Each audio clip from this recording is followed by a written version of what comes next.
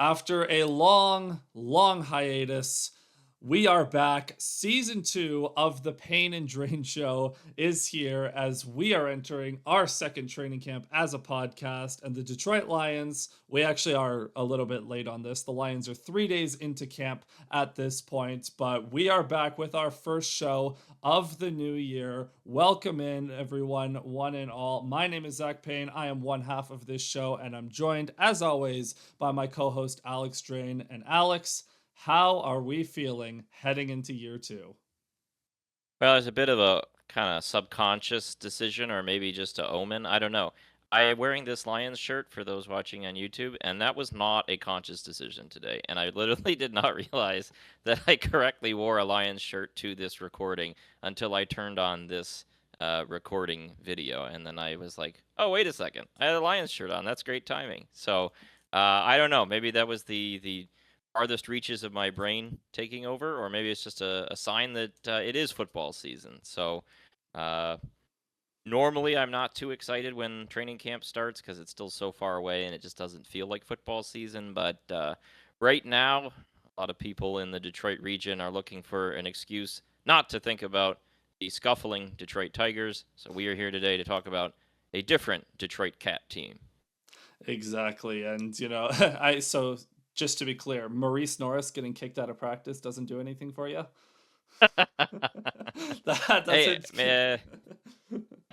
hey, news about Aleem McNeil maybe being back sooner. That might be a little bit better than Maurice Norris news. Yeah, so we are recording this on day 3 of Lions camp here, Tuesday, July 22nd. So the Lions they have a day off tomorrow on Wednesday, and then the pads are going on Friday. So that'll be the first time that's when training camp really gets started, because that's when you start to be able to diagnose like what's going on with the offensive line, the defensive line, running backs. You can evaluate it a little bit better. So there'll be a lot more exciting news out of camp later. We're probably not going to talk much about what's happened on the first few days, aside from maybe quarterbacks and how those guys have looked. But before we get into our training camp preview and breaking down the entire roster and all that good stuff, we do have a little bit of housekeeping to do, because the last episode we recorded evidently was poorly timed, because not long after we got some news that we absolutely have to talk about, even though it's been talked about at length by every Detroit Lions podcast imaginable. Frank Ragnow, one of the best centers in the league, if not the best, especially over the last half decade plus, suddenly announced his retirement. Now, this is news that Lions fans, I don't want to say were caught off guard by, because I don't think that's the right word, or right term.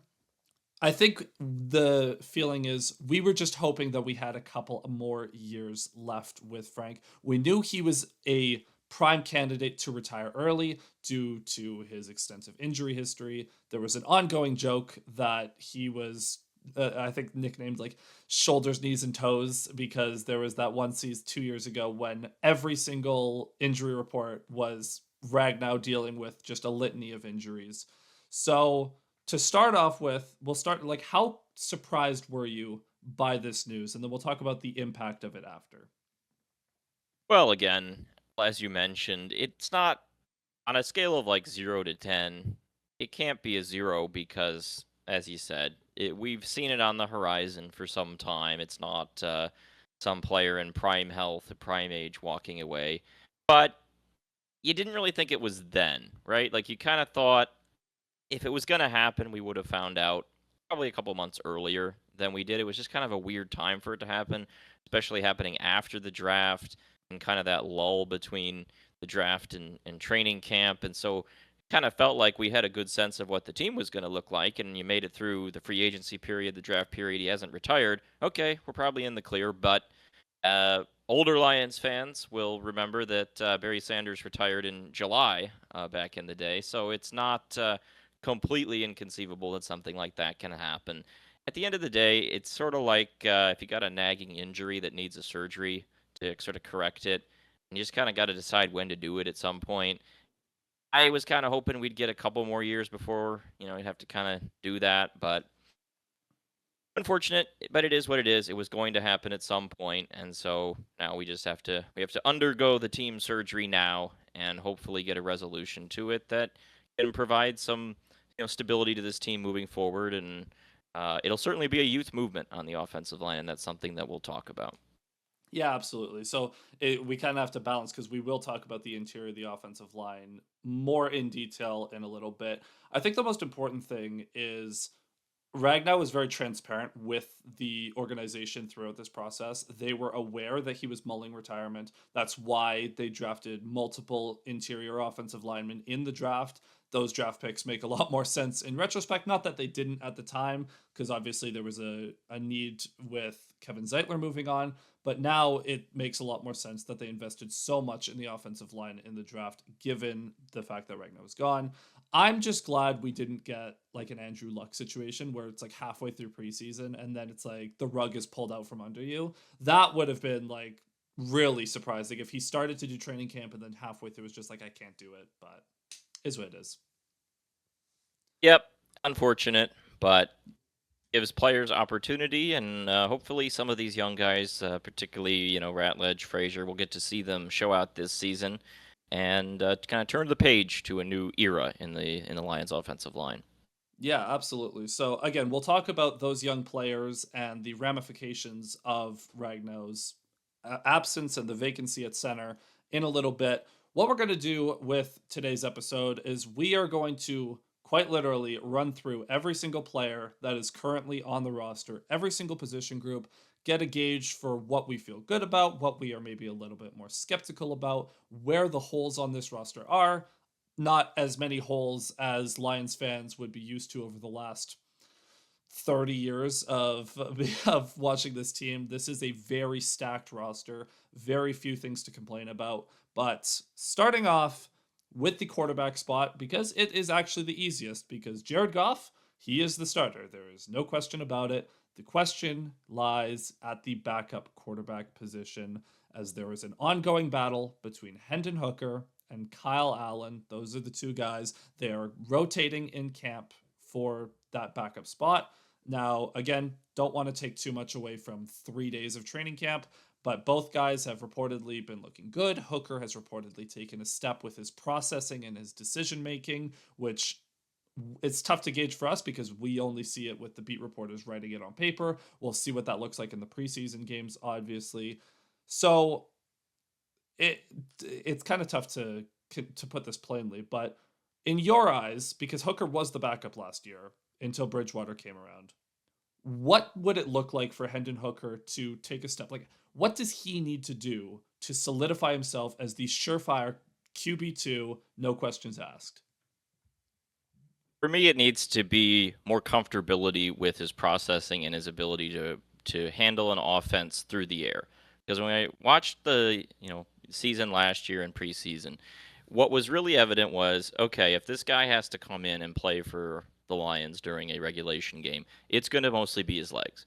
What he was largely doing was kind of improvising. He did a lot of scrambling, and it was decently effective in preseason. He's not bad at it, and it's certainly an asset that I like a backup quarterback to lean on. I think we talked about that in our first ever episode when I sort of said I like when backup quarterbacks can run because it gives them a safety valve. We saw Josh Dobbs have a little bit of a Linsanity run with the Vikings there a couple of years back because of that, but that isn't going to last long term if you can't consistently throw the ball through the air without throwing it to defenders, without being wildly erratic. You got to be able to hang in there and not be just a gimmick. And so I want to see some consistency in his accuracy, but also his processing. Deliberate reads, putting balls in good spots, avoiding big turnover-worthy passes. And if he can do that, and he still has the ability to run a little bit, then I'll start to feel more comfortable about the idea that he would have to play a game at some point in the regular season. Yeah, because as you mentioned, it's very similar to like when the Packers at the start of last year had to rely on Malik Willis. Right. That's about what Hooker was able to give you last year if called upon. Obviously, in the divisional round against Washington, the Lions opted to put Teddy Bridgewater in instead when Goff was dealing with the concussion and all that. But the thing for Hooker is It's just what you were saying. The running can't be a crutch. Way too many, like the preseason last year, he was fun to watch because of his legs, but he would also run out of necessity because he just didn't have the ability to process an NFL level defense, even against second, third, fourth stringers at that time, right? So he needs to be able to just read a defense. Like as simple, we know he has the arm talent to push a ball downfield, push a ball into tight windows. Obviously, having the ability to roll out and extend plays is vital. He just has to get a lot more consistent with delivering throws on time and making the right reads, and that's what the preseason is for, because you have to be able to trust him. If, heaven forbid, Jared Goff on the first snap of the season tears his ACL, you have to be able to like, you can't just roll all 17 games and not be able to throw the ball, right? So obviously those game reps, like, he would improve, but that is the biggest thing.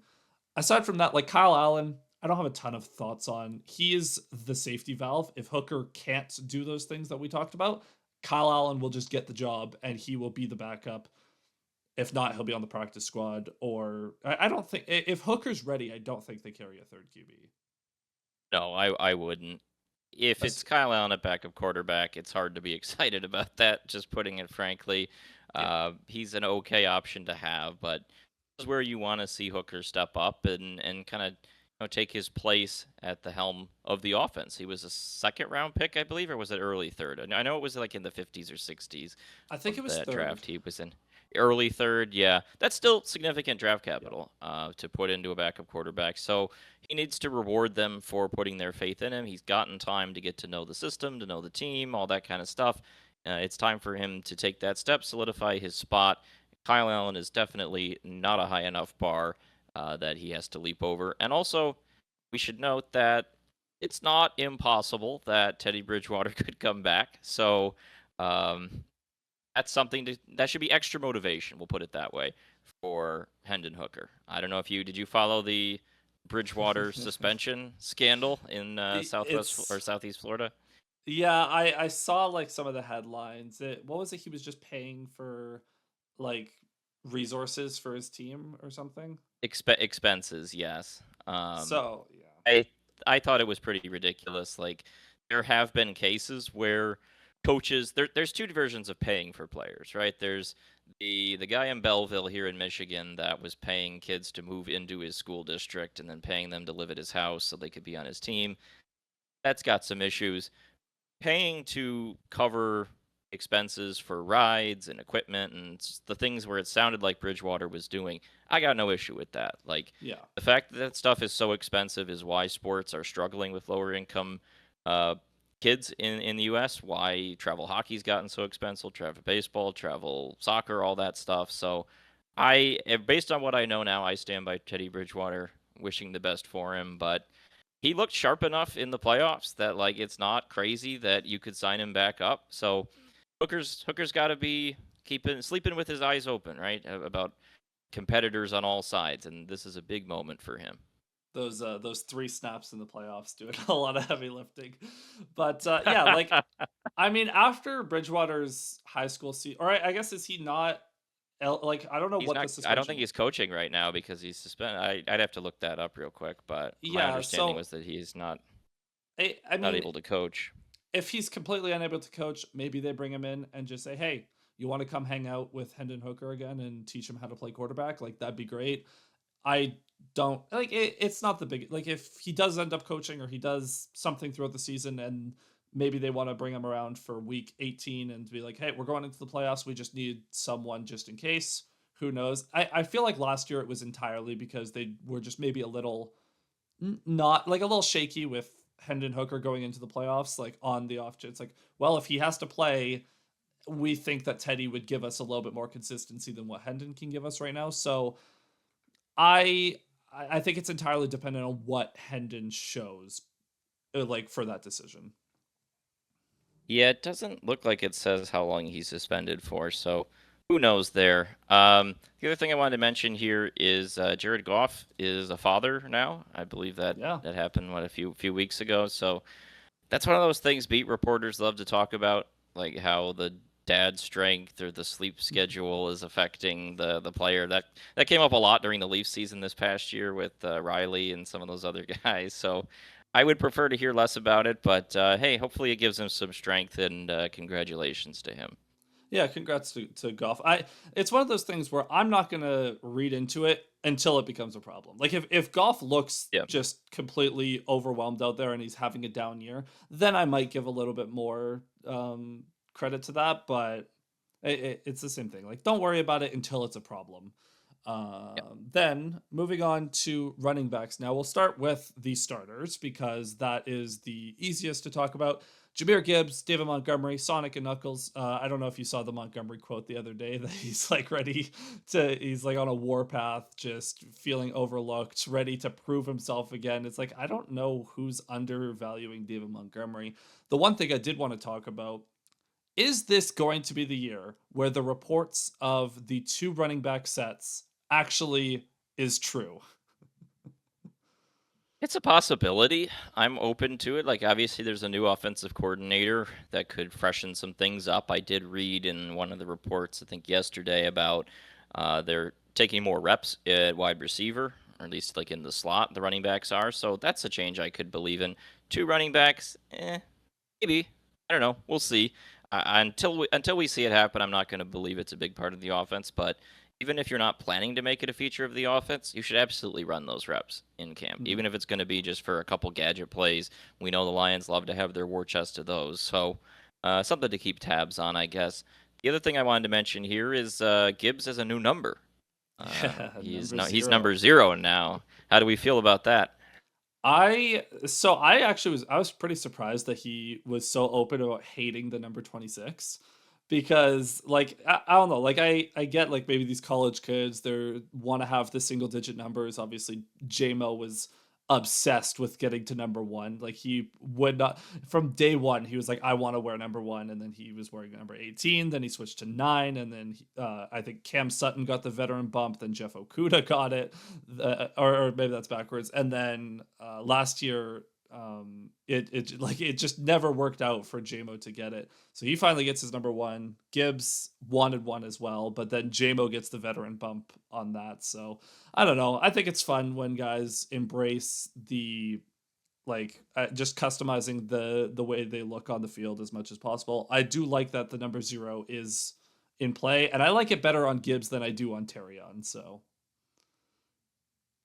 Yeah, I think it'll look sleek, honestly. It's kind of funny that now the all those jerseys of Gibbs that have been sold 26 are now kind of obsolete. I mean, you can still wear them, but they'll just kind of be they'll be something that like in 10, 15 years, like small children will be like stunned to mhm. find a Gibbs 26 jersey. Like, wow, look at that relic. So, Yeah. that's kind of neat.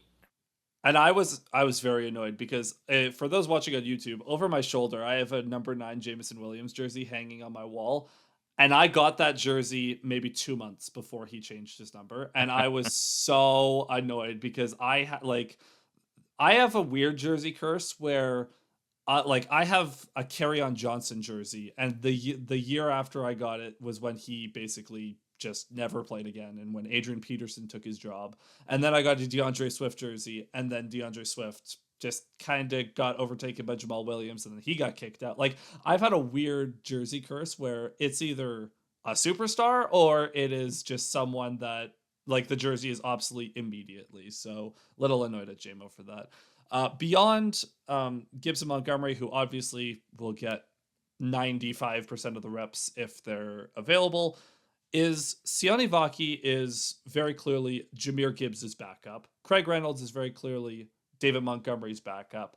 But in the context of like RB3, RB4, I know Vaki, like it's weird because he's transitioning from safety still and he's kind of new to the position. But do we think that Vaki will be able to challenge Reynolds for that kind of security blanket role, or is he just strictly going to be that backup pass catching running back? That's possible. I mean, I think his upside's higher than Reynolds. Like, I liked the little bits we saw of Vaki last year. He had some spark to him, has some juice. But Reynolds is a trusted guy. He's a veteran. He's been around. He's made some big plays. He Obviously has the famous block. He also had didn't he have a touchdown in the playoff game against Tampa? So Yeah, when he wasn't supposed he's to be on had the his field. right when he was supposed to be on the field. So he's had his moments. That's not an easy guy to leap past. But I do think the ceiling is higher for Vaki. So that's an interesting battle to watch. I imagine we'll get to see quite a bit of Vaki in the preseason. So that's actually something I am looking forward to amid what is usually pretty dull in the preseason. I do want to also note on the running backs. Did you notice that Craig Reynolds is now like the Lions' ambassador to Europe? Like, Oh. I don't know if you followed the socials at all, but they sent him all over Europe with Amon-Ra in part. But Amon-Ra, like, he speaks, French and German, so like that made sense. But Reynolds was just there for the ride, and I'm not really sure how he scored that position, but I got a Aside little from kick being out of like, it. I know that him and Amon are close, but that seems like a bit of a weird one. Like, because and the Lions, I don't even think are the Lions like I know the way the NFL doles out the international like team because like the Cardinals have like some sort of thing with Canada where it's like, oh, this is Canada's team now for some reason. And I know that there's a couple of teams for Germany. I don't know if the Lions were one of them.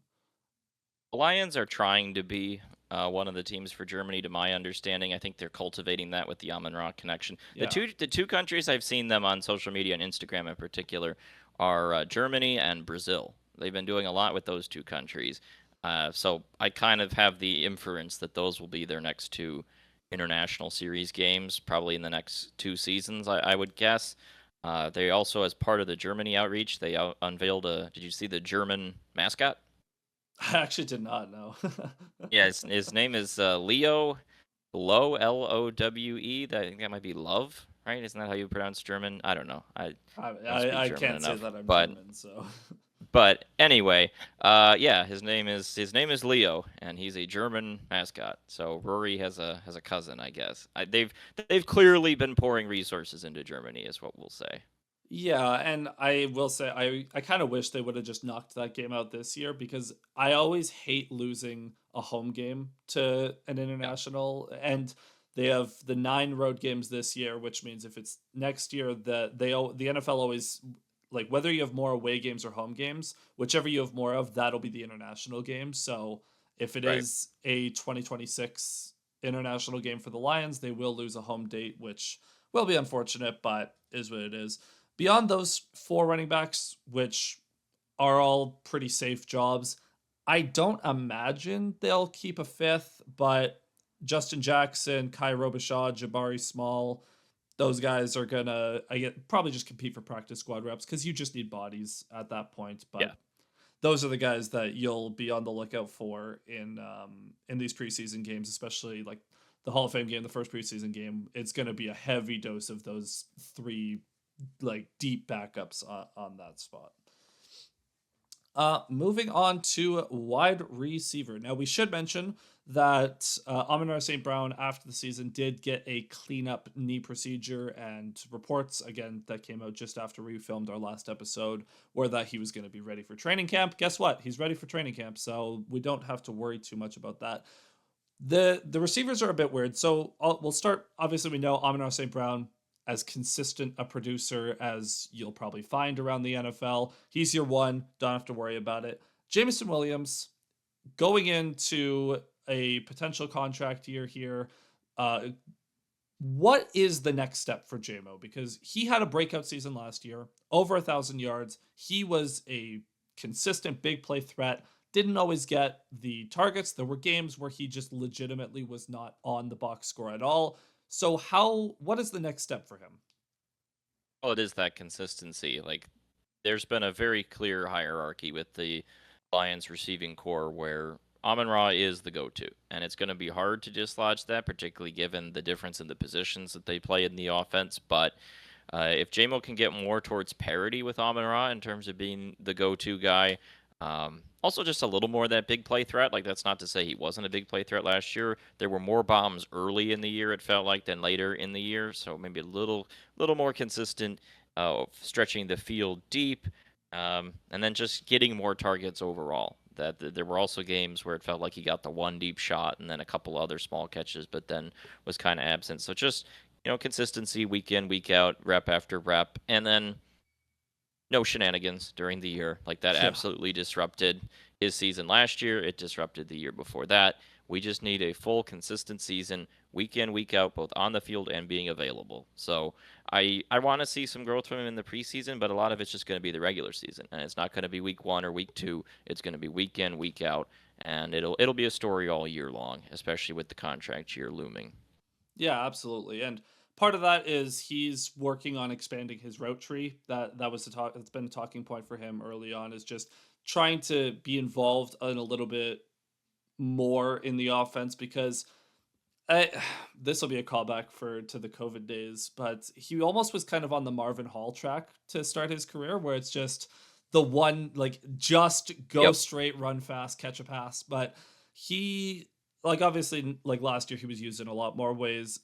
The thing with JMO that will always be so tantalizing is if everything goes right, there's no shenanigans off the field, he expands his route tree and he's consistent, he can be the Lions' leading receiver. He like Amon-Ra will be the leader, like he'll have the most catches, targets, all that. But yards and touchdowns, JMO can lead the team in those categories very easily.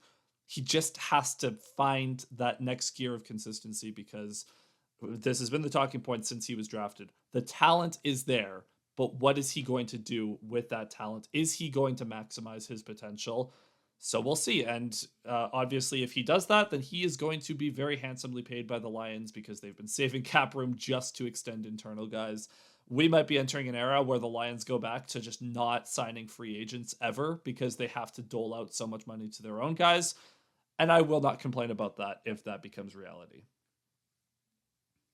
Yeah, and just on the route tree thing, one note is we saw at points last year them try to use the JMO mesh patterns across the middle as a kind of a safety blanket, third down sort of play, but that's something that has a lot of potential too. So I'd like to see them do a little bit more of that. Just use his speed horizontally over the middle. But again, it's going to be a full season story. In camp, I'm focused really more on the two rookies, Isaac Tisla and Lovett. Those two guys, just seeing where they're at, seeing how viable it is.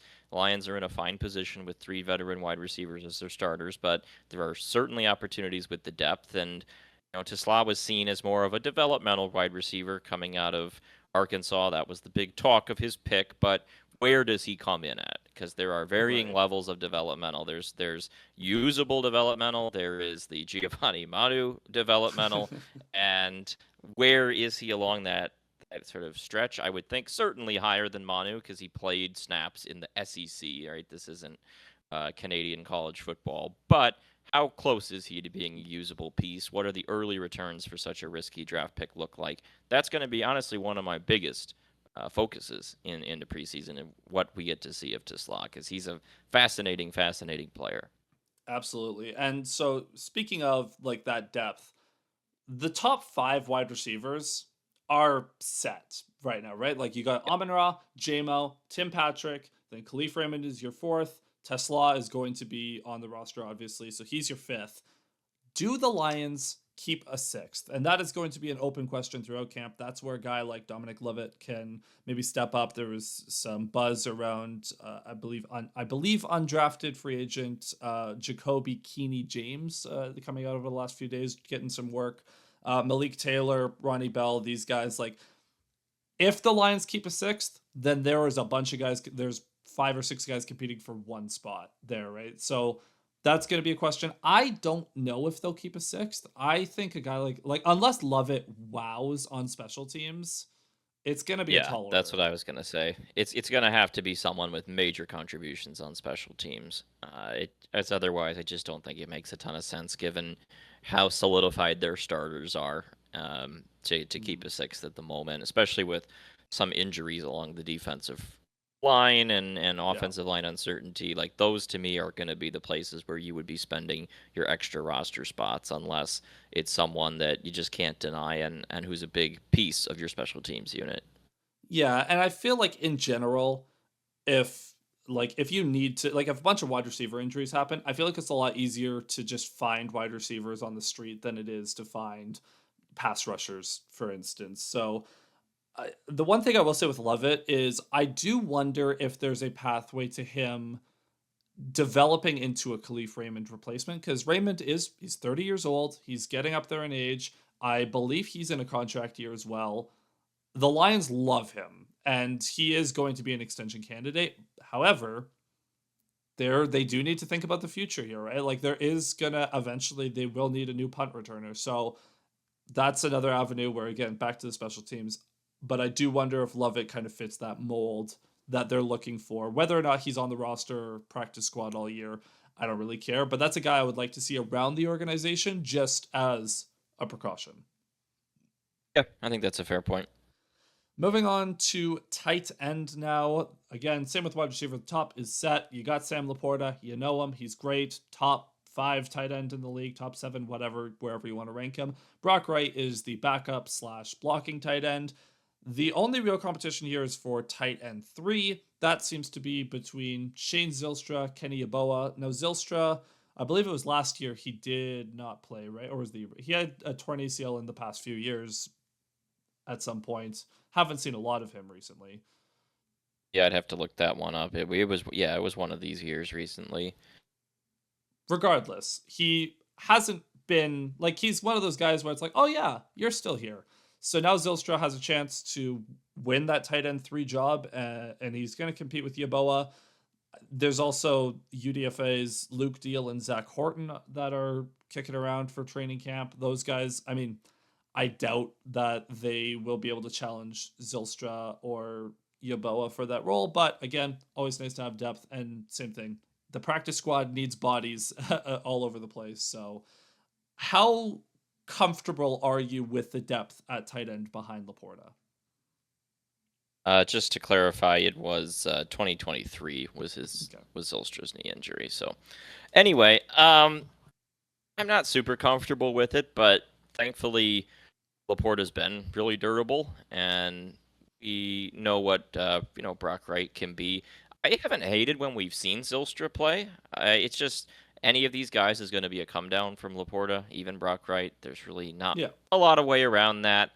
Zylstra's not like the end of the world for a tight end 3. My only note I had in this positional group, honestly, was just seeing Kenny Yeboah, because I don't have a lot of takes on him. Hadn't seen a lot of him in his NFL career, so I'm just curious to see what he looks like. But this is a position group that rests on Laporta, and there's just not a lot of ways around it. Yeah, like with the depth, Wright is a good blocker. Can't really do a whole lot as a receiver aside from his patented leak out mesh concept on 4th and short plays that will always gain 30 yards for some reason. And then Zylstra is the opposite. He just can't block, but he's actually a pretty good receiver. So, I mean, that godforsaken Christmas Eve game in Carolina will live in infamy Yeah. as the Shane Zylstra experience. I think he had 3 touchdowns in that one. So he's capable. Just hope that he's not relied upon too heavily. Yeah, Now, one other note here I wanted to get on the record real quick. Did you see Sam Laporta's marriage was blessed by the Pope? I did see that, yeah. Yeah. It's one of So, those very weird stories. yeah, congratulations, obviously, to him on the wedding. And I imagine that was a heck of an experience, especially Yeah. coming so soon after the papal conclave, first American pope in history. Just a kind of a neat story. So I wanted to shout that one out. Yeah. That's really funny that one of the Pope's first actions is to go bless Sam Laporta's wedding. Like that's what I mean by weird. Is like what the Pope is taking Yeah, time out yeah. of his day to go hang out with the Lions tight end, and okay, sure, I guess. I think that people go to like the Vatican, and there's like I don't know. I'm not an expert on this, but I would Yeah, assume there's neither am a I. way for married couples to kind of get in line to get blessed or whatever. But just in the off season in football, it's so long we scrounge for stories. So these stories are flooding back from the recesses of my mind as we go through the roster. Yeah, we're awakening your football brain in real time here. So, moving on to the offensive line, where this is one of the position groups that will get the most buzz throughout training camp. Let's start at tackle because that has less going on. Obviously, Penei Sewell, you know him, he's a rock star, great. Taylor Decker, he did have a cleanup procedure, little shoulder surgery. He's expected to be back sometime at the start of August after the Hall of Fame game. We'll keep an eye on that. Behind them, Dan Skipper, fan favorite as the jumbo tight end, and he is, well, he's I guess he's OT3. Don't it's one of those things where you love him as the jumbo tight end, you hate him when he has to start games because he's really not all that as a pass protector. The real question is the depth behind these guys, and we've talked about Manu a little bit, but this is the guy, like, you invested a fourth round pick, you traded up for him, developmental tackle. He needs to take a step, and I guess my question is, how far along this development track is he? Like, is he close to challenging Skipper for that third job? Is he still far, like, is he still far away to where he's just not going to be active on game days at all? Like, I'm very curious to just see how far he's come in a year with the Lions. Yeah, he's probably the most interesting player on this roster, at least to me, for the purposes of training camp. We got an update at the end of last year from Justin Rogers, I think it was, who interviewed some people as just asking how his progress was, but we never really got to see it on the field. At the outset of training camp, it looks like Skipper is starting at left tackle with Decker on the sideline, and Manu is with the second unit, so that's not too shocking, but how close are they together, and what movement does Manu make in that time? Very, very interesting to me. He's not a guy you want to rely on this year, but you need to see some signs that progression is happening. Absolutely. And then around those guys, you've got Jamarco Jones, who has been repping as the second string right tackle. You've got Mason Miller, who's been the third stringer. And then the other interesting one is Colby Sorsdal, because we are very near the end of that rope. And like, he needs to have a great camp to have to find a roster spot.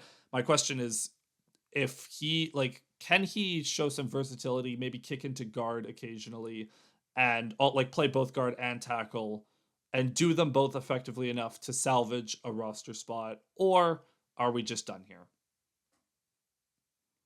Well, that's going to be the path. It certainly as a swingman who can do some different things with this roster if he's going to make it on, because otherwise it is looking pretty grim and getting late early for him, unfortunately.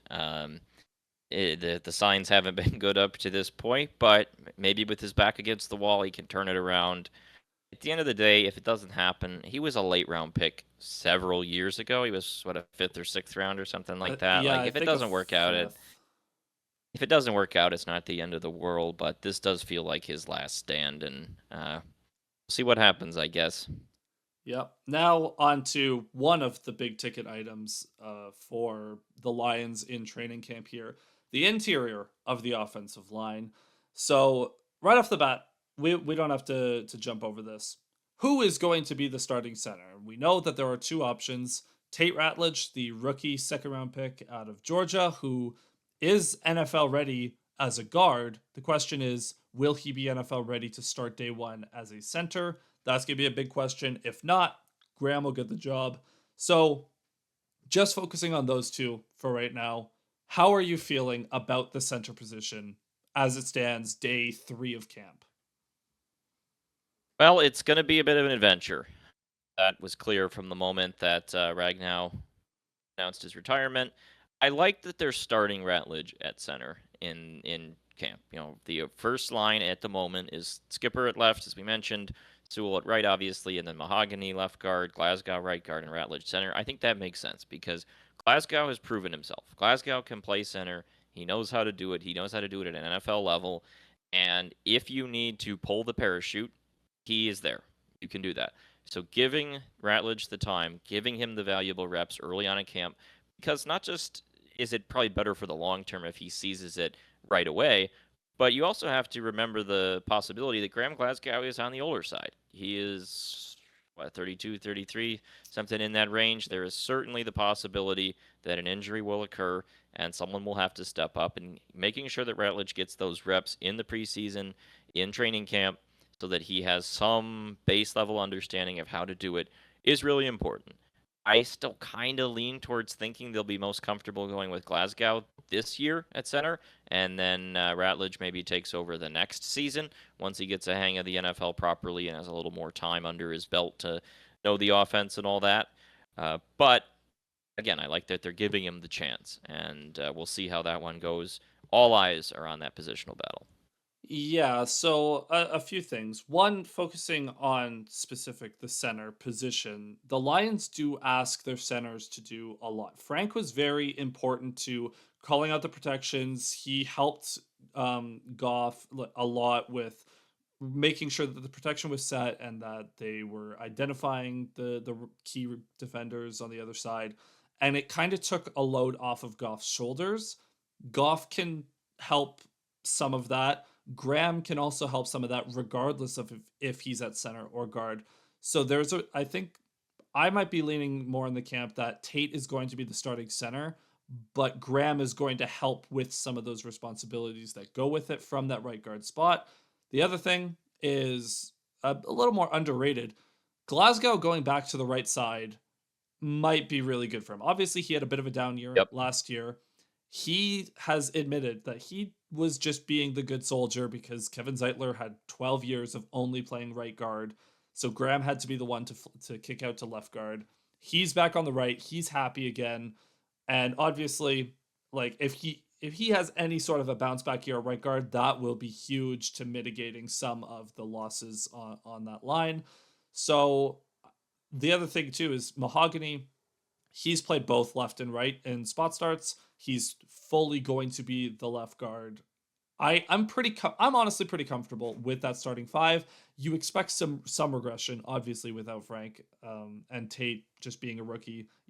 Mahogany did not play a lot as a rookie as well, so there is going to be growing pains. But this is still a very good offensive line. Yeah, I like this group. I like what we saw from Mahogany last year. You have the stability at tackles.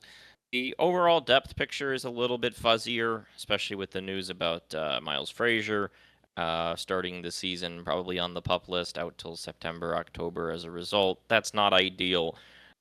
But from the starting unit, I feel pretty solid. There will probably be some bumps. It probably won't be as good as last season because you're subtracting two Pro Bowl caliber players. But in the long run, you're getting future pieces of this line, really necessary experience. And that's an important thing to remember as we go through what will likely be the growing pains. But thankfully, you have those veteran tackles to support you. And as a whole, it should not be a bad unit. No, like I think they have enough pieces to still be a top 10, top 15 at worst sort of Hmm. line.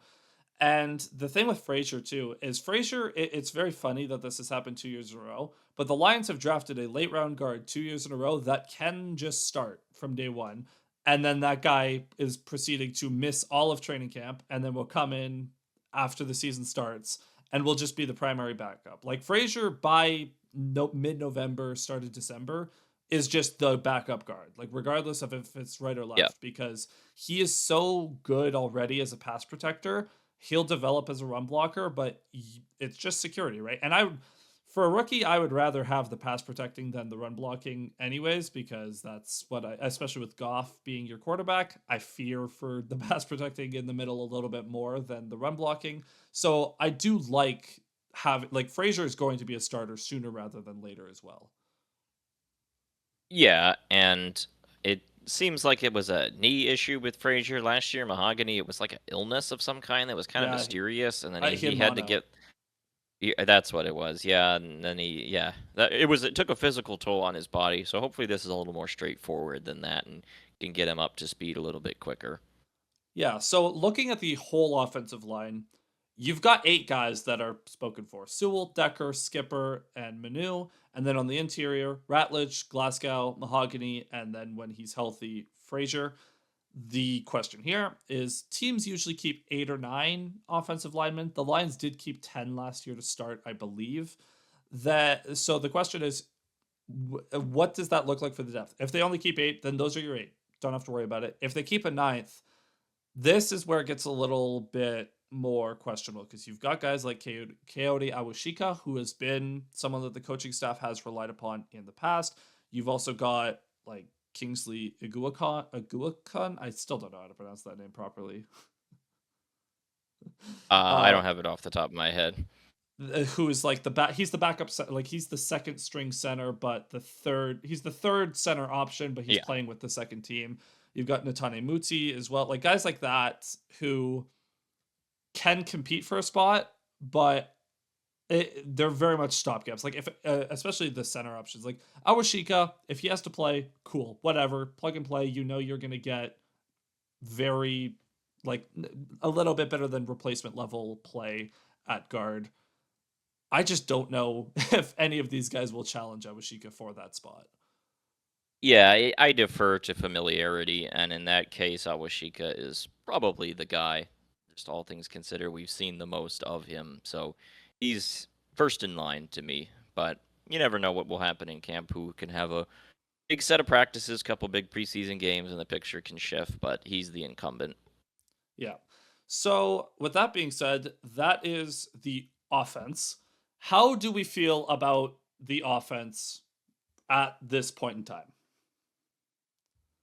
It should be pretty good. I maybe not as incredible as last year. Last year's unit was historically good. We talked Yeah. about that. Their point totals were remarkable in a historical context. It may take a step back from that because of the reshuffling up front, but your weapons are still as good as ever. You've still got all of the core pieces of what made it really good outside of the offensive line. You still get your quarterback, so this should not be a bad offense. You have to believe that Ben Johnson was the greatest offensive mind in football history to think there would be that degree of drop off. I mean, the biggest concern is if offensive line has some injuries and things crumble there, because we know what Goff sort of relies on. But having your tackles still be there should give him the time needed to operate. And then your weapons are so strong that this should be a pretty good unit. And I think it may get better as the year goes along, as the offensive line gels and gains some more experience in the second half of the season. Yeah, the most important thing to note is that it will be a little different. It'll be similar, but there is going to be a bit more of an emphasis on hunting the big play. That's been one of the main talking points from Johnny Morton is that he wants to push the ball downfield a little bit more. So, hey, we were talking about JMO getting some more Yeah. explosives. That's also like maybe can Laporta with his after the catch ability, can he have a bit, I don't want to say bounce back because he wasn't bad last year. He just kind of got, there was just too many mouths to feed. Like that's kind of the problem with all of these weapons is they like Sam Laporta could be a top 3 tight end this season. He was in his rookie year. Jameer Gibbs could be the best running back in the league. Amon St. Brown could be a top 2 wide receiver. JMO could have 1,500 yards. Not all of those can happen though, right? Like on a week to week basis, 2 or 3 of those guys will eat. One of those guys will probably have a bit of a down game. Maybe there'll be 1 or 2 games where every single guy is firing on all cylinders, but there's just too much talent for this offense to not be good. Yeah. That's generally my take. So, moving over to the defensive side of the ball now, we're going to start this conversation at edge because, first of all, a lot of eyes are going to be on Aiden Hutchinson and how healthy he looks because he was playing like an absolute, like he was possessed at the start of last year. He had obviously 4.5 sacks against the Buccaneers in week 2. The fact that the Lions lost that game is still baffling, but people are expecting Hutch to play at a defensive player of the year level. Any deviation from that, from the injury, like getting back into the swing of things, will be seen as a disappointment. So there are going to be a lot of eyes on just how healthy Hutch looks. Yeah, we talked about some of the funnier developments of the offseason. Easily the least enjoyable was the class of social media vigilante physicians taking to the internet to scrutinize videos of Hutch running in like practice facilities and talking about whether that looks good or bad. And I never cared about any of that. That was one stage in the rehab, and running in a closed gym is very different than playing on a football field. So all that to me is put aside. Now we get to see what the reps look like. And it's going to be one of the biggest stories of training camp. You need to get him back up to speed, playing at the capacity that he was physically capable of before the injury, and hopefully he is 100%.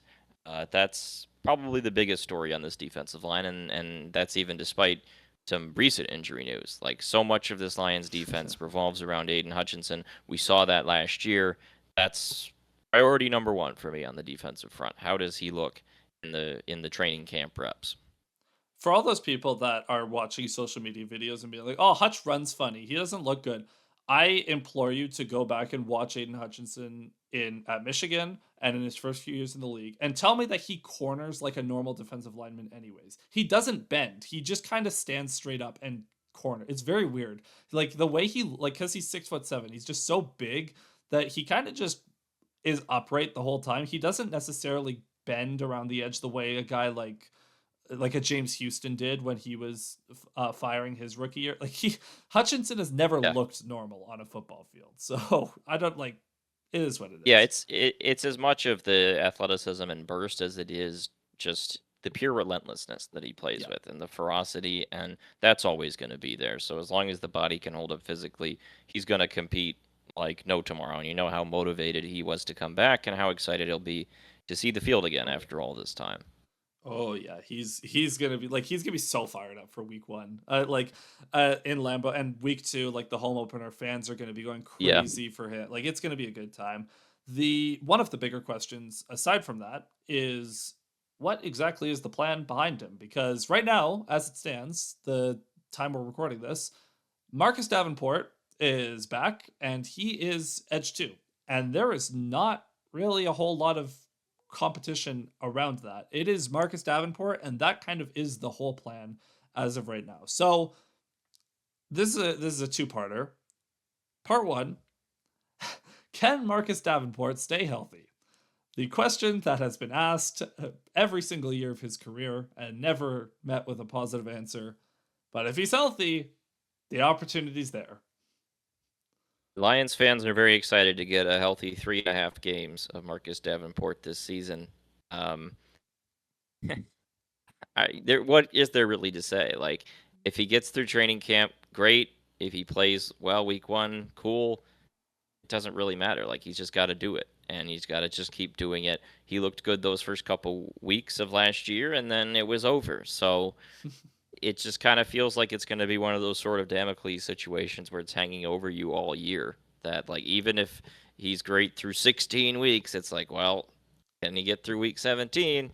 Because it's always going to be there. A more likely scenario for this season is not a season-ending injury in week 2 or 3 like last year, but probably just a on and off, healthy for a few weeks, not healthy for a few weeks sort of situation. It's just really hard to imagine him being consistently healthy this year, which puts the spotlight on all those other edges in training camp and preseason because there's a whole lot of question marks right now.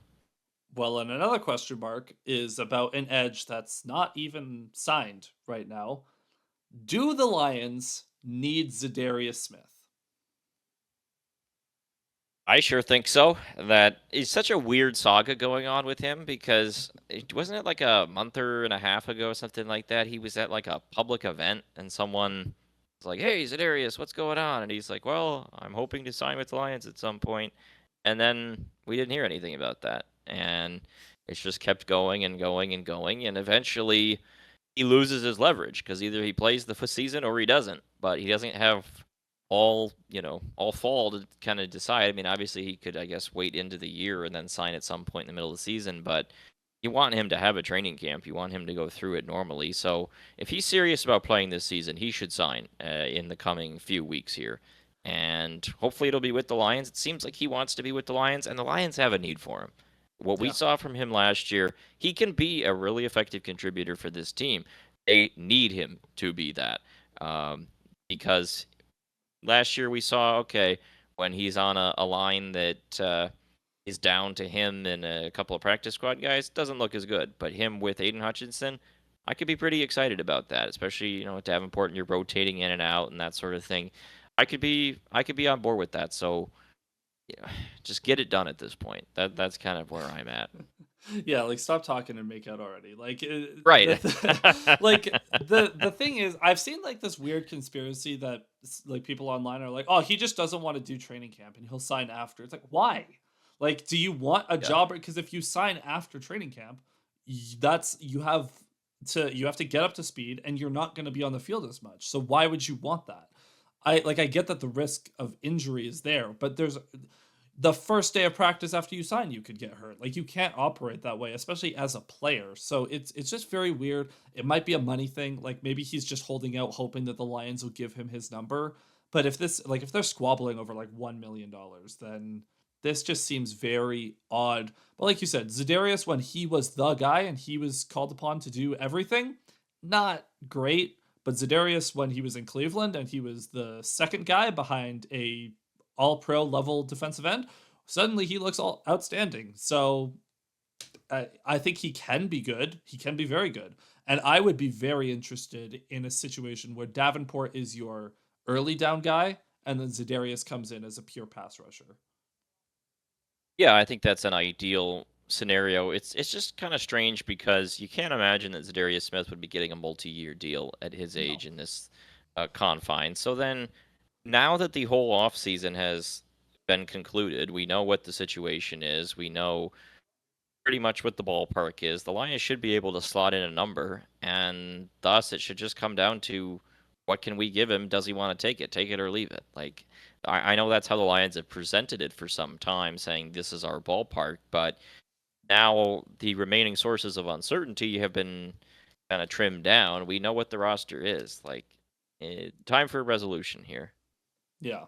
So behind those guys, obviously, I am probably as big a Josh Pascal supporter as anyone out there, but even I have to admit that I'm kind of losing a little bit of faith that he is going to be anything more than a good run defender. And it really sucks that he just doesn't have, like, he's missing all of camp, so he doesn't get extra time to hone his craft because his biggest problem is he just does not have any pass rush package aside from a basic bull rush. So as a backup run defender, I like Josh Pascal. As someone who kicks in to play the 4i occasionally, I like Josh Pascal. But he's a depth guy at this point. As unfortunate as it is, he just hasn't really developed. But aside from that, you have the guy that's been getting a lot of buzz so far and has been taking the primary second team reps has been Nate Lynn, who is I think last year was an undrafted rookie, is in his second year now. He's 23 years old. If there's something there, I mean, I could like the Lions are kind of looking for that situational pass rusher that plays 5-10 snaps a game off the edge. Whether if that's not if Zedarius doesn't want to come here for whatever reason, there's going to be an opportunity for a guy like Nate Lynn to get on the field. Yeah, I can't say I know anything about Maitland really. He went to college at William and Mary. That's not a school I watch a lot of. So, And the Lions have two of those guys now with him and Sorsdal. yeah, they and it's sort of all yeah. So, look, if this guy can come in and contribute, then great. I don't have a lot of other takes than that. I don't know a lot about him, but they certainly have opportunities. They've certainly got snaps to dole out, and we want to see some players step up. Yep. Another guy that, like some of the other guys in here, like Isaac Ukwu, Miles Adams, Keith Cooper Jr., those are the guys that are And competing we for saw practice a squad. couple of the guys those last year, right? Uku played a little bit. Miles Yeah, Adams played a little bit. None of those guys made a big impression on me. no, but the one that people are excited for, even if there's like, admittedly, might be grasping at a few straws, is Ahmed Hassanin, the rookie. Yep. Really, I think there's a lot of hope around him because of how good of a story he is. And he's another one of those guys like Hutch that's just unrelenting motor when he's on the field. So, and we talked about this after the draft. Whatever the best version of him is, you're going to get it. Like, he will not leave anything up for debate. You are going to know exactly what he is and what you're getting with him. The question is he actually, like, is what he's going to be able to give you that good? Yeah, that's the big question. My feeling is you don't want as a contending team to be relying in any real way on a sixth round rookie. Like whatever you get from him, interesting, but you can't rely on it. So that's where the Zadarius question comes from. That's where the Davenport question comes from. Like I'm curious to see what Hassanin looks like in the practice, training camp and the games, preseason. But he would have to have a really, really good August for me to feel like this is a guy we can pencil in for anything in particular because you got to keep expectations low with these guys, and he shouldn't be asked to do more than that. Yeah, and I mean, realistically, the Lions are probably looking at keeping 4 edge defenders on the 53. Hutch, Davenport, Pascal, and then one other guy, whether that's Za'Darius, maybe 5. They might take a fifth, but another guy that's like, if you show out, you're going to make the team. If not, you're probably going to make the practice squad. You would have to be pretty bad to get cut outright, given the state of edge defenders on this team, is what it is. The bigger, so there is a concern with depth at edge. The bigger concern is who on earth is going to rush the passer from the interior. Because so we'll start with the news that came out the other day. Day 1 of camp, we made it 0 days into camp before another Levi injury update dropped. Levi Onwuzurike with an ACL surgery. I don't know if it was fully like torn, but he got an ACL surgery after some discomfort after the season, and as a result, he will miss the entire season. So that's probably the end of Levi, at least as a Lion. We talked offline, and I said someone will probably take him as a camp body next year, but given that his best trait was his explosiveness and his natural athleticism, with that gone, rehabbing from an ACL injury, it's gonna be tough for him to stick around in the league. Yeah, there were some people online sort of saying, well, it kind of makes sense why his contract looked like what it did after the season, if there was perhaps some knowledge behind the scenes that he was considering a procedure or he wasn't feeling particularly right. That makes some sense now. Again, you can't be surprised here. This is another version of the Davenport situation, and Yep. it's unfortunate because it felt like last year he finally had gotten to be healthy, had contributed, had showed what he could do. We were so excited about his story last training camp and the Zeitler comment about the three $20 million defensive tackles or whatever it was, and it just sucks. But couldn't go into this training camp and think, oh, we're getting for sure consistent production from Levi Onwuzurike. So it just magnifies what already were concerning depth questions until Aleem McNeil is back, which might be happening sooner. Maybe, I don't know. There was a comment from Holmes today about maybe he'll be back sooner. What does that really mean? I don't know. I was thinking like November as a ballpark previously. So if you can get the bye week is week 8, I believe, like right near the end of October. If you get Aleem back before the bye week, that would be an enormous win for the Lions. Like that would be very like the bye week. So is October 26th, last week of October. There, if you see Aleem in October, I would be shocked. I'm kind of penciling in that week 9, start of November, maybe second week of November, as when we start to see Aleem. We'll see. ACL injuries are tricky. Sometimes guys recover in 8 months. Sometimes guys take a year. It just kind of depends. But the headline for now, Aleem McNeil's not here. So there are a ton of snaps up for grabs. Obviously, we can start with the easy answer. DJ Reader is going to get a lot of early down reps as a run defender, as the Lions starting nose tackle. That is spoken for. We hope, like, he was okay last year. He wasn't quite DJ Reader last year. Hopefully he gets back to the level that he's capable of producing at. The other guy, Roy Lopez, who was signed in free agency, he's a backup nose tackle, but I imagine we're going to see him play a lot of 3 technique on early downs, being a run defender with Reader. The other guy is someone that I have not seen nearly enough chatter about. First round pick Tyleik Williams, who I swear, because of the Ragnow retirement, everyone just kind of skipped over to getting excited about Tate and forgot that Tyleik exists. Tyleik Williams might just have to play 100% of snaps at this point. yeah, it's really interesting. Certainly one of the least talked about first round pick stories that I can really remember going into a camp. I think part of that is he wasn't on a lot of Lions fans' radars going into the draft. We, of course, famously didn't really talk about him in our pre-draft preview.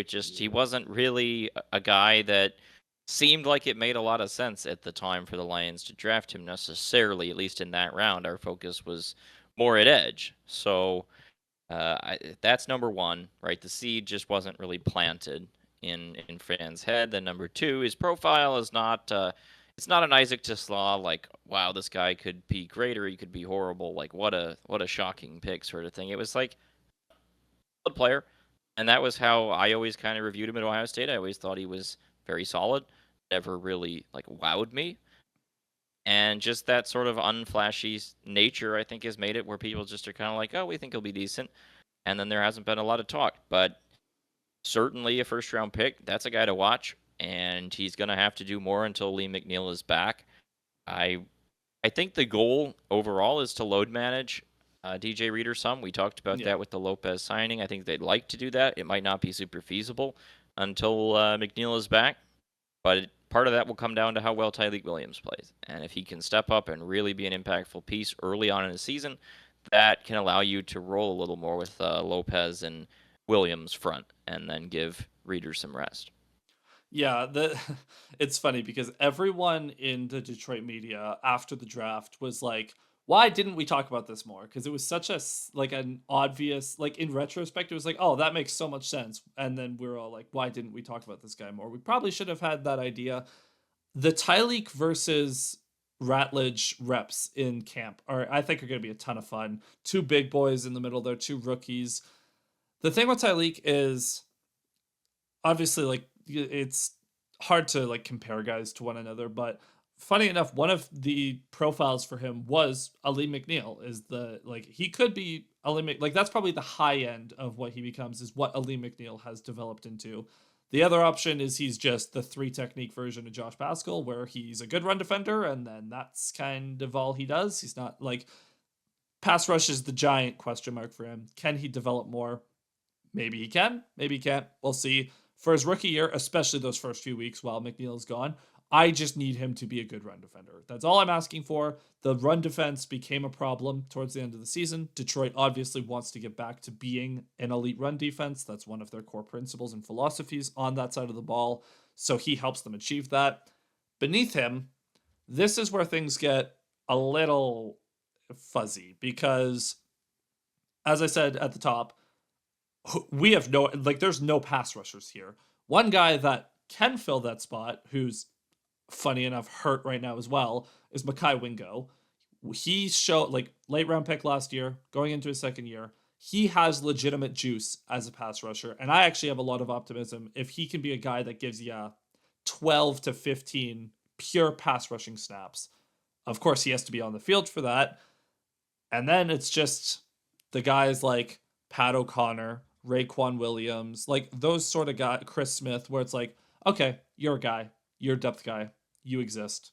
You can give us snaps if called upon, if injuries hit, but they don't excite you.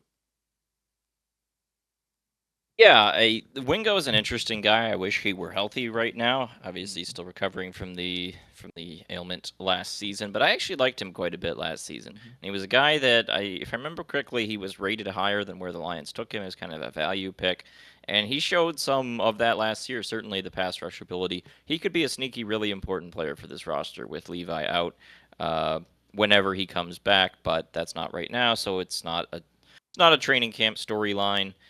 In which case, as you mentioned, Pat O'Connor is an option. I feel like we know what we're getting with him based on what we saw last year. He was good for like one impactful play out of 12 snaps and then had some iffier snaps in the others. The other focus for me, though, at defensive line is just the Broderick Martin story. Like that's the other defensive tackle note that is really front of mind coming into training camp. Yeah, Broderick Martin, who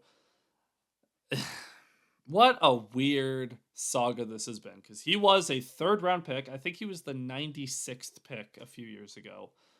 And he was drafted as a developmental nose tackle, which you don't really see nose tackles drafted that high in the draft. You definitely don't see developmental nose tackles drafted that high in the draft. And yet the athletic upside has been there, and he just hasn't really progressed to the point where the Lions felt the need to bring in Roy Lopez in free agency. And it's another guy, like you said, on his last legs. You have to take a step or you're done here. And this would be the first, like obviously Levi is the first like quote unquote miss of the Brad Holmes drafting era, but that's due to injuries. Martin has legit potential here to be the worst actual pick in terms of player development because he just has not progressed enough. Yeah, the broke versus woke. Broke is Tate Ratledge versus Tyreek Williams. Woke is Colby Sorsdal versus Broderick Martin snaps. Yeah. That's hey, who wants to be here more? Yeah, we're having tryouts for the last spot on the roster. Look, you hope it can come together for him, but the fact that they drafted Tyreek Williams, the signing of Roy Lopez, all of the indicators have pointed towards this probably being the end of Broderick Martin. And if it happens, yeah, when you have Brad Holmes' clip at succeeding on these draft picks, you can stomach an L Oh yeah. every so often. So He has such a weird record with second and third round picks. Like yeah, he has the Brian Branches and Sam Laportas of the world, but then he also has like Levi and Josh Pascal and Martin and Hendon Hooker. Like he's a very weird draft. But then he also comes back in the sixth round and it'll give you Makai Wingo and Christian Mahogany. It's so weird. he tends to take at least one sort of developmental swing in the second, third, fourth round range that's pretty controversial, and then he circles back in like the fourth, fifth, sixth with like one or two value picks that everyone loves, and so it Yeah. kind of ends up balancing out a lot of times. Yeah, it's. I remember like this was the whole debate in 2023. It's like, well, if you just flip the Gibbs and Campbell picks with the Laporta and Branch picks, then this Yep. looks all right. But Yep. obviously, like we don't tend to grade these draft picks too harshly until we actually see them on the field, which will be a problem for Tesla because he's wide receiver 5. But well, that's a problem for later down the road.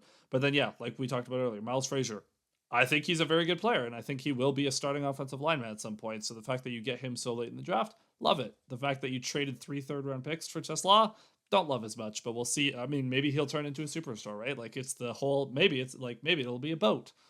So just kind of have to see with that. Um, so I think just before we move on to linebacker, I think it's pretty clear that edge and defensive line together, that is the biggest question mark slash concern on the roster as it stands at this point.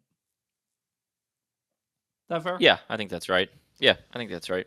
So that's gonna be one where going into the season, yeah, you just need someone to hopefully like fix that ailment for you. Whether it's Zadarius Smith coming in, whether it's Tyleek showing out, whether it's Makai Wingo taking a step, the Lions need something to happen there because that position group just looks a little fragile at this point in time.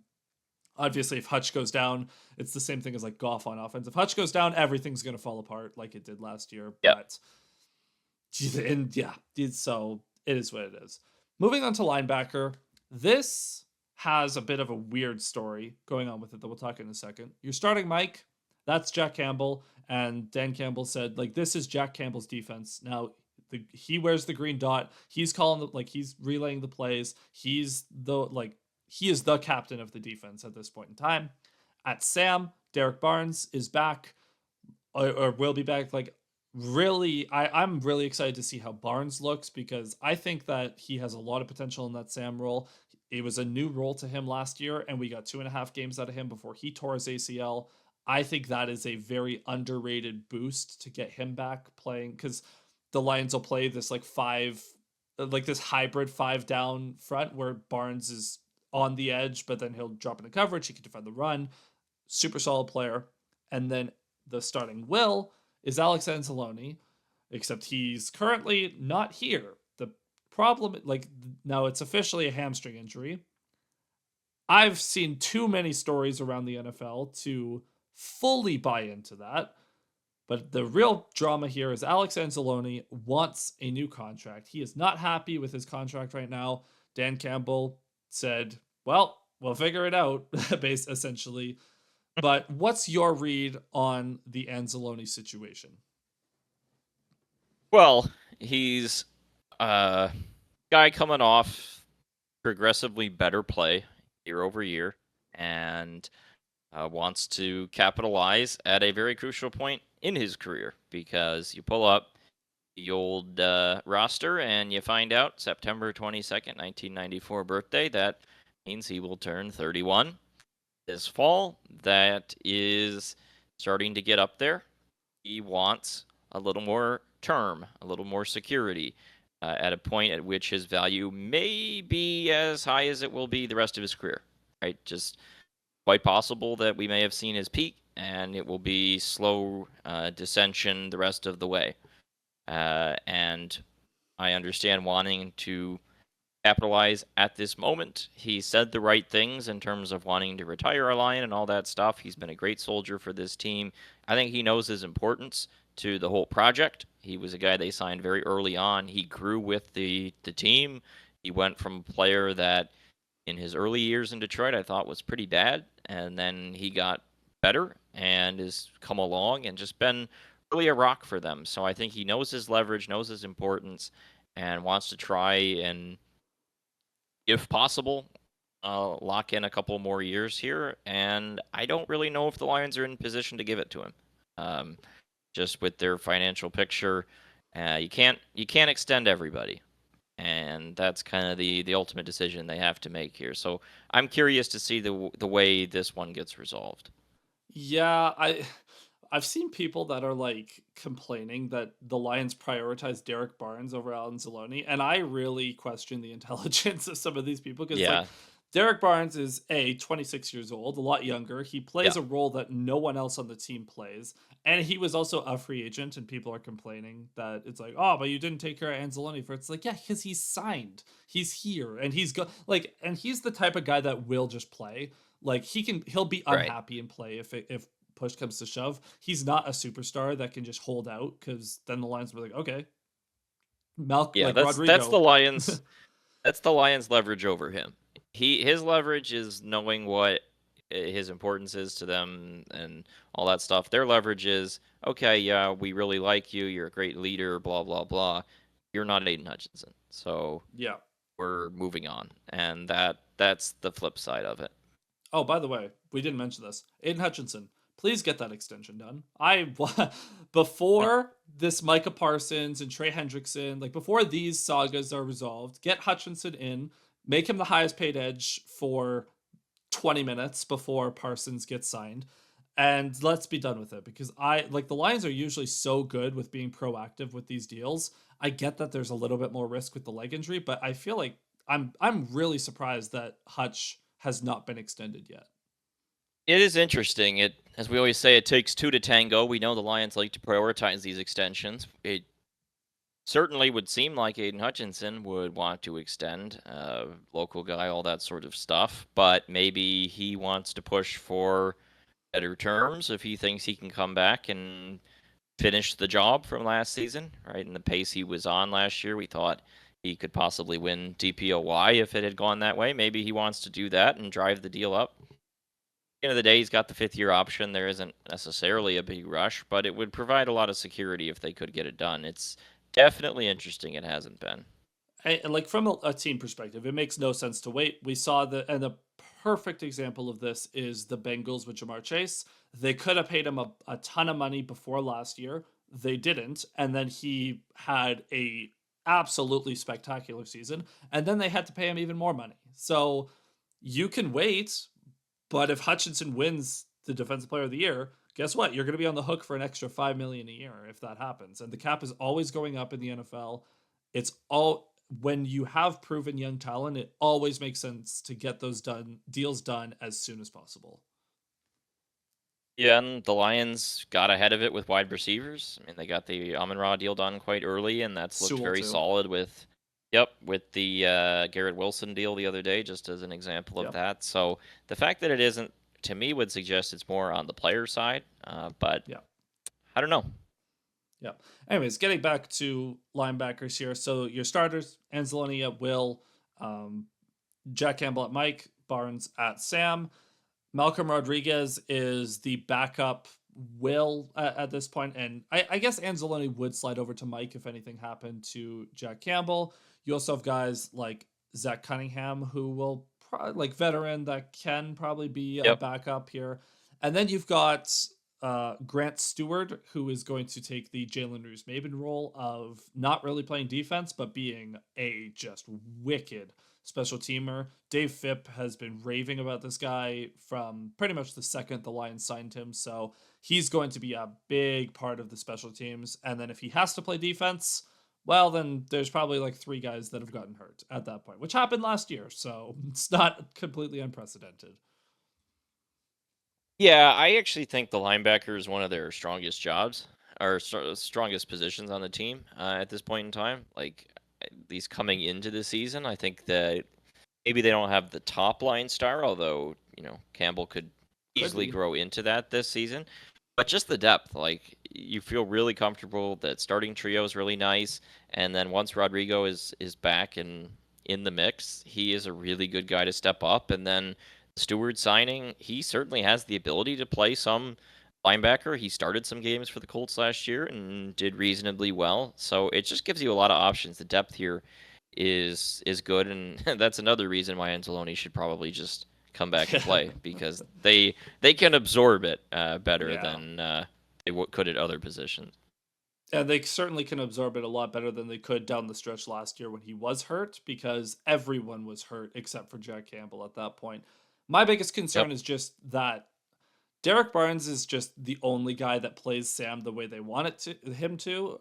And if he goes down, then you're going to be relying on guys like Trevor Nowaski or Al Qadim Muhammad to fill that sort of role, which they can't, quite frankly. So it, the way the Lions deploy the Sam linebacker, it's tricky because there's not a lot of guys that can play that role. So basically, just pray for the health of Derek Barnes. Although getting Barnes back could be really important. Like we Oh, talked yeah. about this in the last episode in terms of he's an understated sort of piece in terms of how they want to rush the passer. So while losing him would really suck, getting him back versus last year could be Mhm. one of the biggest developments of the year. So that's something to keep an eye on. Funny enough, I think the most overrated and underrated players on the roster are at this position. I always see Jack Campbell in these like top linebackers under like 25 or whatever. Like people rate Jack Campbell as one of the best linebackers in the league, which he He's is a not run there. He's defender. not there yet, As a run but he defender, could sure, be. but yeah, he needs to Sure. develop in coverage. So I He think was Jack genuinely Campbell, good last year, yeah, so it's I not like crazy in terms of an under no, 25 group, but he isn't a star yet. yeah, and so I see like I think the perception of Jack Campbell, I think, is the most overrated. Like he's calling. I don't want to say like he's not bad. Obviously, he's still a good player, but I feel like national perception on him is a little bit higher than it probably should be. And then Derek Barnes, outside of Detroit, very few people even know who Derek Barnes is, and he is one of the most unsung heroes I think on this roster in terms of what his impact will be. So I think, yeah, like most overrated player, if you had to like, I don't want to use that term too liberally, but I think Barnes is the most underrated player on the entire roster. Yeah, there's a good case for it.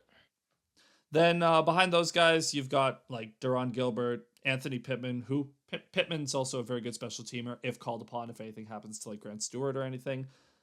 But and Ezekiel Turner, who we saw a little bit too much of last year, that might have given some Lions fans some PTSD. Ezekiel Turner to me is like the linebacker equivalent of Kindle Wilder, where it's like I appreciate what you're trying to do. You just aren't him. Like you just aren't it. Yep. So moving They on. have they have so much depth now. We don't really Yeah, need to. no. Like again, it would take an even more cataclysmic injury debacle than last year. Like last year, everyone got hurt, and even more guys would have to get hurt this year for those guys to be called upon again.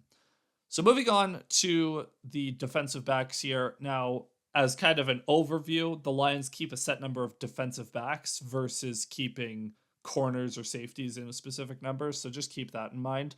But starting at corner, DJ Reed signed in free agency for actually a pretty reasonable deal given his production with the Jets.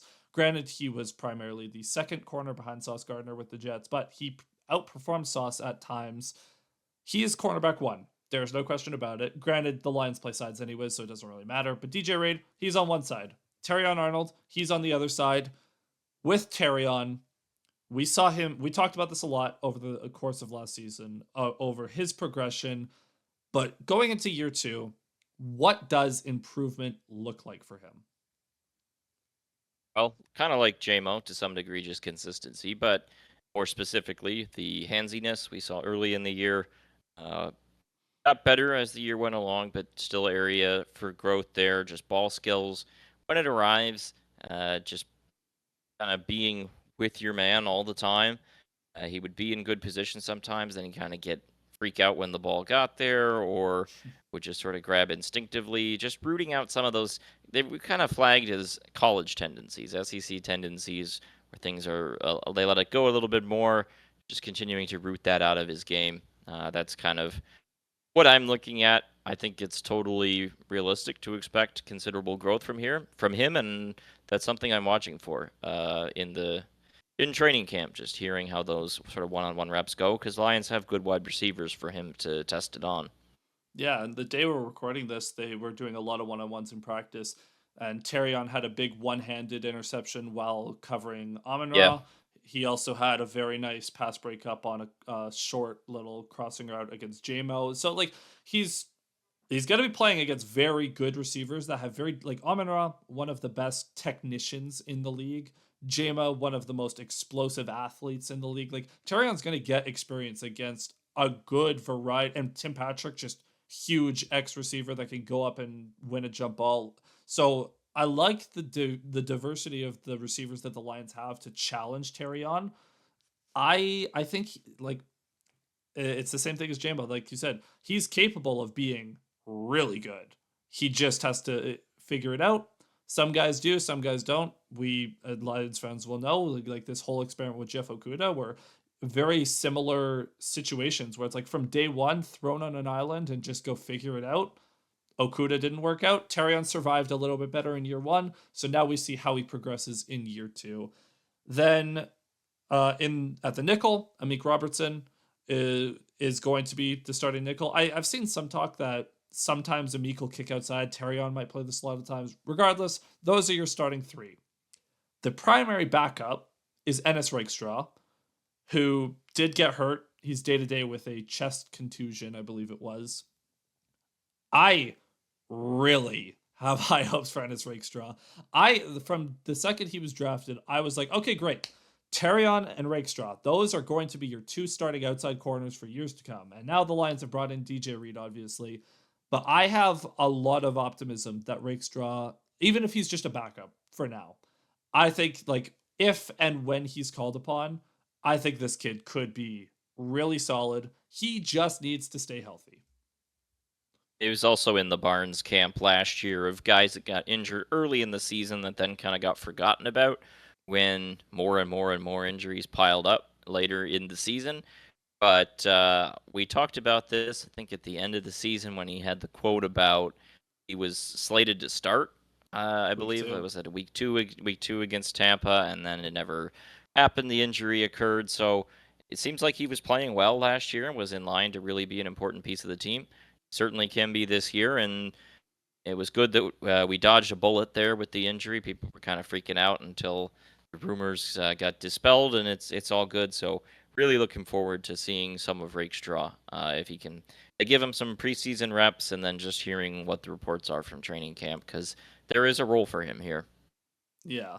And then behind those guys, you have Avante Maddox is one who he's going to kind of be the backup to Brian Branch, where he can play the nickel. He will probably play a lot more safety, which will bleed into the conversation at safety. But like another depth piece, I also want to shout out like I'm just looking at the roster right now, and this is one of the funnier names on the Lions roster, DiCaprio Boodle. I Gabriel Boodle, Nebraska Cornhusker. Yeah, I remember him. Yeah, he's kicking around as a depth corner. You've also got guys like Maurice Norris, who we mentioned off the top, got kicked out of practice today because he was just a little too eager. Just like obviously there's no contact at this point in training camp, but he was flying over the middle as practice was ramping up in intensity, and he caused a collision. So Dan Campbell was like, "Okay, you're done for the day. Go cool off."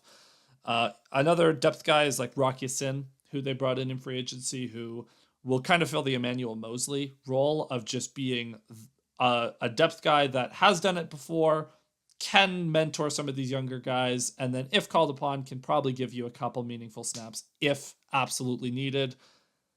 Other guys like Tyson Russell, Stanley Thomas Oliver, the Khalil Dorsey, good special teamer, but these are guys that's like, fighting for that last spot on the roster.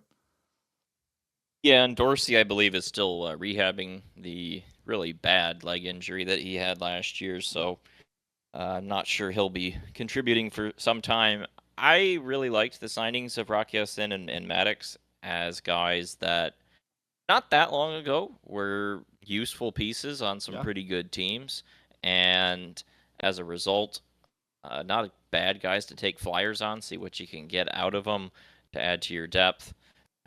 Not guys that you particularly want to see unless they have really strong camps, but I feel pretty solid overall about the corner situation, which is pretty remarkable after where we've been in previous seasons. I think they've got a good mix of some youth and some experience, guys that are reliable or should be, like Reed, that we haven't seen on the team but has been in his career, and obviously Robertson as well. So pretty good spot, good mix of players, and I'm just looking forward to see how far Terrion and Rakestraw can come. That's my big story of the corner position, at least.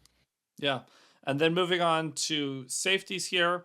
Obviously, the top two, Kirby Joseph, Brian Branch, one of the best young safety duos in the league. You expect, I mean, Kirby got paid a ton of money, and Branch is looking to get paid a ton of money. Now, Branch, we had noted, and I know you were championing this a little bit harder than I was, but second half of last year just wasn't playing up to the level that he established for himself. He wasn't like he was fine in coverage, but he just he wasn't creating turnovers. He wasn't finding the ball the way that he was to start the year or the way that he was in his rookie year. There's obvious like he can be a superstar, just has to play up to his potential. I think, I mean, it's reasonable to expect very good safety play. Is Kirby going to catch 9 interceptions this year? Well, probably not, but he's capable of it. We know he's capable of pushing for double digits, so we'll see. We know that he's guaranteed at least 1 interception when Aaron Rodgers comes to town with the Steelers towards the end of the year, so that's something to look forward to. Yeah, I mean, this duo is really, really good. The Branch thing, there's not a lot to say about it. He just didn't play as well as he could have in the second half. Hopefully he is a little sharper from the get-go this year and can sustain it, but we've seen more than enough to suggest he is a really, really good player and an impact player. Kirby made the big leap last year. Yep. Feel really good about this tandem. It's all about the depth to me. That was one of the stories that I had coming out of the draft situation was, who is the third safety here? Who is next up? Because they drafted Dan Jackson as the late round safety, but not really, again, a 7th rounder. That's not someone you really want or expect to be contributing in any meaningful way to a team of this caliber. And if it's not him, then who? and that's so like in my notes, like the only like the one question, like how many DBs do the Lions keep in general, but just who is safety 3, right? Like I said, Avonte Maddox is probably going to rep at safety a good bit, so maybe it's him, but he's probably more of a flex option than an outright safety. It kind of seems like Ian Kennelly is going to be the third safety at this point in time. And if for those Lions fans that are asking who is Ian Kennelly, yeah, that's kind of what the safety picture looks like at this point in time. I believe he's an undrafted rookie. Or if not rookie, second year play. But there's Eric Hallett, who's also competing for that spot. The Lions could use a depth safety, and that's why I want to bring up a name that was being talked about today, not in Lions context, but in NFL context, is it was reported by, hold on, let me confirm. I believe it was Ian Rappaport, saying that Quandre Diggs is looking to play this year, recovering from that Liz Frank injury. And I'm here to postulate that, hey, maybe there's a fit. Yeah, that's bringing Quandre Diggs back would be a kind of great reconciliation for the final crimes of the Patricia era that have not been settled, but it makes a lot of sense. They absolutely have a need at safety. I mean, Ian Kennelly guy you mentioned, this is a guy from Grand Valley State, which is a really good program at a lower level of football, but it's not FBS. You, just not a good spot to be in when we're talking about that guy versus Dan Jackson, right? Like, Yeah. and who is going to contribute here? Quandre Diggs, not sure how much he has left in the tank, but at the very least, we know he has played at the NFL level and, had some good years in the past. I would like that. I would like them to, whether it's Diggs or it's someone off like waivers that you could bring in training camp. I'd like some more bodies here just to give you more options because this is really a kind of teetering on the edge situation if an injury to that starting level occurs.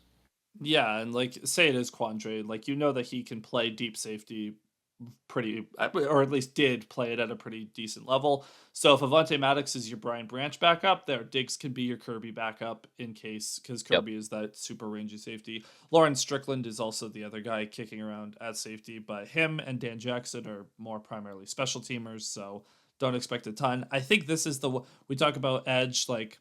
Is Za'Darius good? Like, are we going to figure that out? Safety is the one position that I look at and think there has to be some move coming. Whether it's just, like last year, we got to the end of camp and then the Lions signed Allen Robinson and Tim Patrick because they needed an X receiver. I kind of view it in the same light. Like there needs to be a third safety in here.